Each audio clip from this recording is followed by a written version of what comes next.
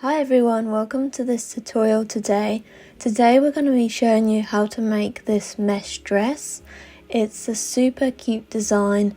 The fabric you'll need is a stretch fabric. There isn't a zip because it is pull on, and because of the stretchy fabric we don't need a zip.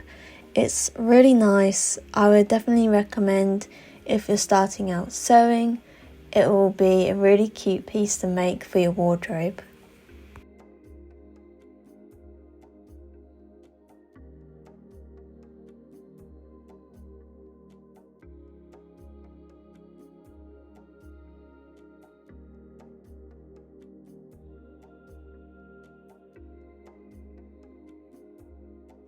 Let's start with the fabric for this dress.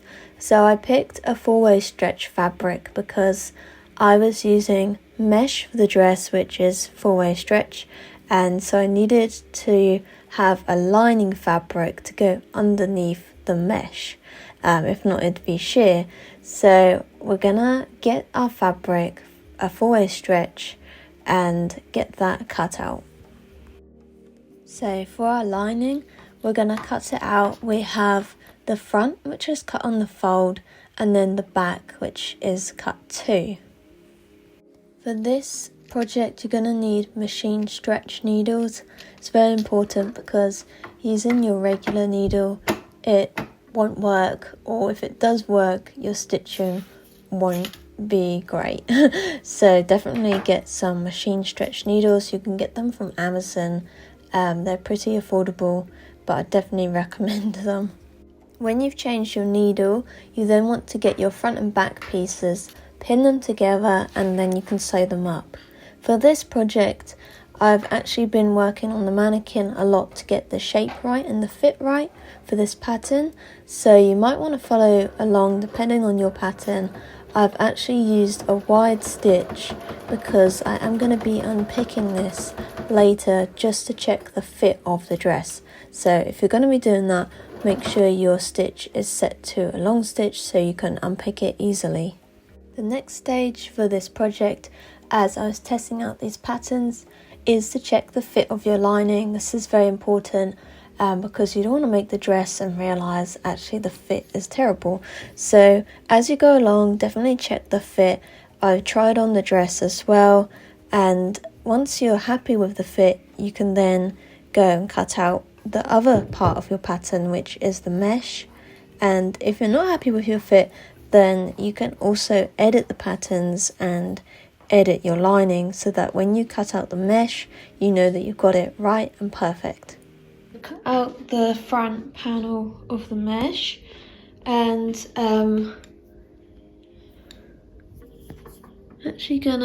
we're gonna unpick this now so that we can add in our mesh layer, and we'll be gathering this first and then we'll sew it in so there'll be no visible seams. So we're going to unpick this because our fit is right, and we're going to attach the mesh layer into the side seams. So with your mesh layer, we're going to gather stitch along the side about 0.5 centimeter seam allowance. You want to get it as close to the side as possible, and yeah, remember to use the longest stitch setting you can because we are going to gather the sides. Make sure that you gather not all the way because you don't want the top part where the bust is to be ruched, so you need to measure with a pin on the side where your ruching is going to stop. So do that to both sides on the front. Remember when you're sewing the gathering to leave enough thread for you to pull the gathering up. So make sure you leave enough when you cut off your thread. And if you're sewing your mesh up, you should see that it's already started to gather up quite naturally. So you're going to align that up to your lining, and we're going to pin that into place so that we can start to sew up the top and the mesh layer together. So on your sewing machine, make sure to put your stitch settings back to a normal length stitch, and then we're going to sew along the top, capturing the front of the mesh and the lining piece together. When you sew up these 2 layers, make sure to use 0.5 centimeter seam allowance, because this is just making sure the 2 layers are joined. We're not going to be seeing this stitching and we want to hide it in our seam allowance. So once we've done that, we're then going to do the same to the back. So the back layer of the mesh we're going to gather on our longer stitch setting. Make sure to mark it where you want the gathering to stop, and you can also pin it to the top back of your lining so that once you've done the gathering, you can then sew down your 2 layers.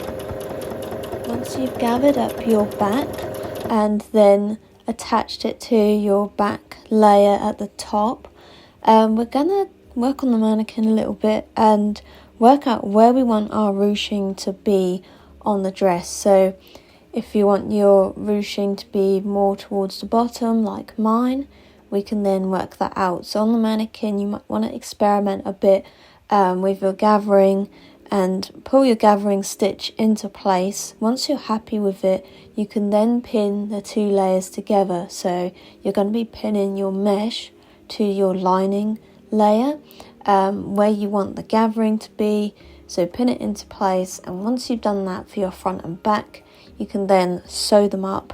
Make sure to use a normal stitch length for this, and we're going to be sewing about 0.5 centimeter seam allowance again, because this stitch has got to be hidden. So you're going to sew up either side of your front and your back.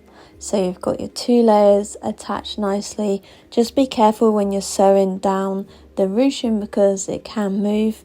Make sure it's all flat and nicely sewn. And then once you've done that, let's have a look at on the mannequin, check the fit.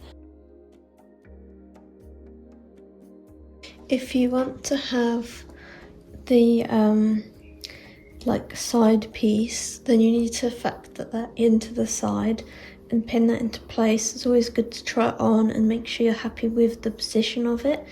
So once that's pinned into place, we need to remember where it's going to be pinned. So if you carefully remove it and then mark with your pins kind of roughly where it's going to go back in, because we are going to overlock the sides, and so we can put the piece back into place without ruining our position. I would always recommend checking the fit as you go along. It just saves you so much time if you do mess up later on. So once you're happy with that and you know the fit is good, we're then gonna overlock the sides. So on your front, you need to overlock each side and the top as well, and do the same for the back. Just don't overlock the bottom sides yet. Once you have everything overlocked, you can then pin your front and back together.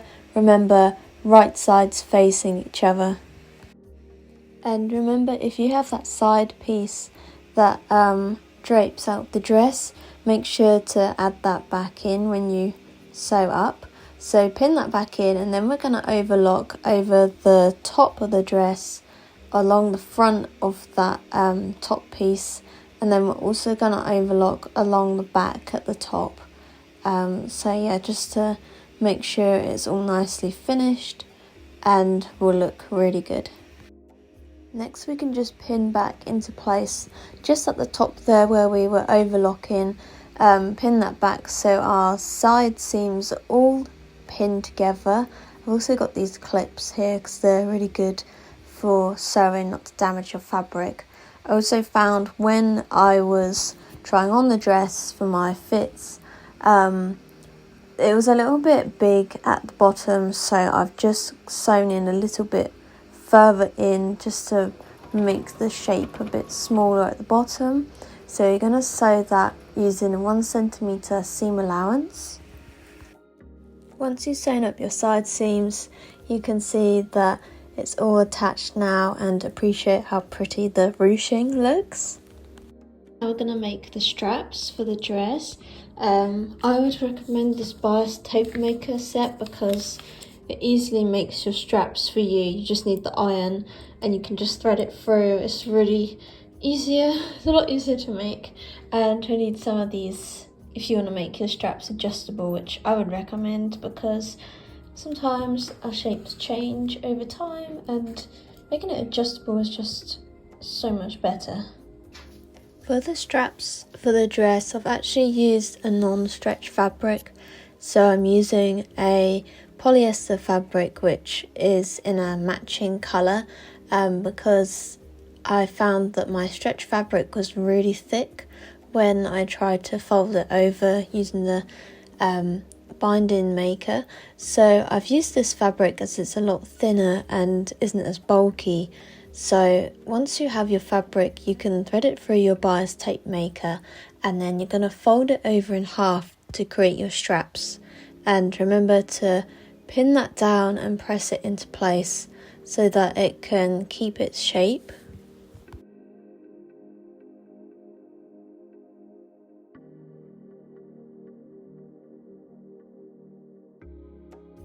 Once your straps are pressed into place and pinned, ready to go, make sure to change your needle if you have got a non-stretch fabric for your straps, because it won't work if you're using a stretch fabric. So you're going to sew and stitch along close to the edge for the straps, making sure that you trap the front and back layers together, and then we're going to make our adjustable straps. For the adjustable straps, I would always recommend maybe taking a pair of adjustable straps that you have from a top and looking at it for comparison. But basically you're going to thread through your strap and make sure to thread the strap through your ring loop as well, and then you're going to thread or pull the strap through back onto itself to then go through the slider again, and then you're going to fold the little end back on itself after you trim any loose fraying off, and then you're going to hand stitch that down to make it secure. You can try sewing it on the machine, but it can be a little bit fiddly, so I prefer to sew it by hand because my machine doesn't like sewing in that little tiny part of the strap, and also it's quite a few layers to get through.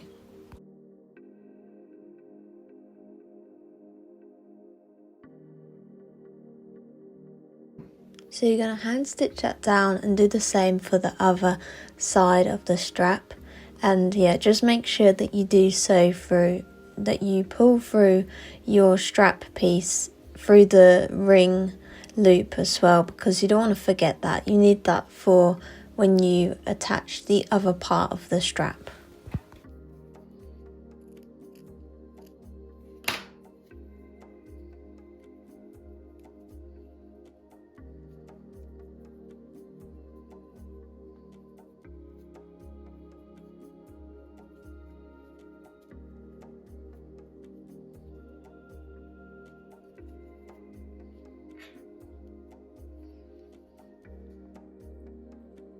Next up, we're gonna pin our front piece down.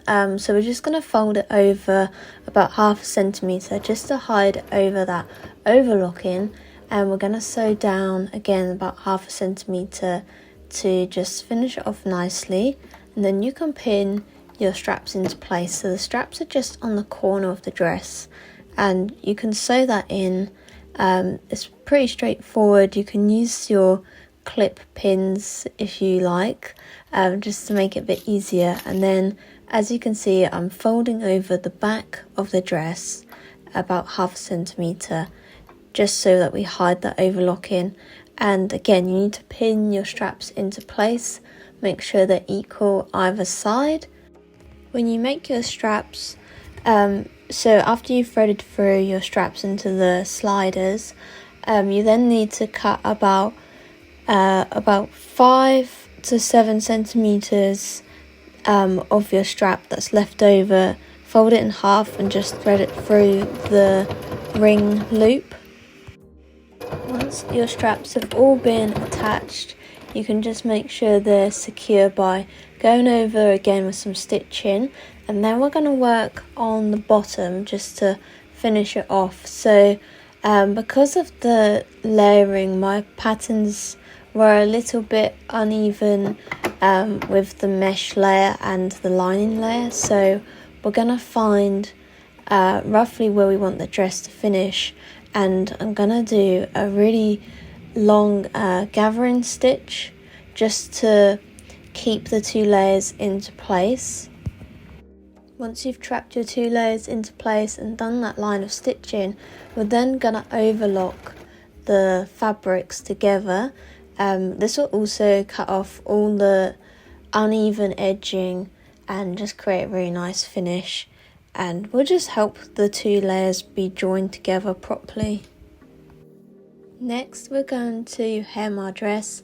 So here I've just folded it over about 1/2 centimetre again, just to hide the overlocking and the stitching.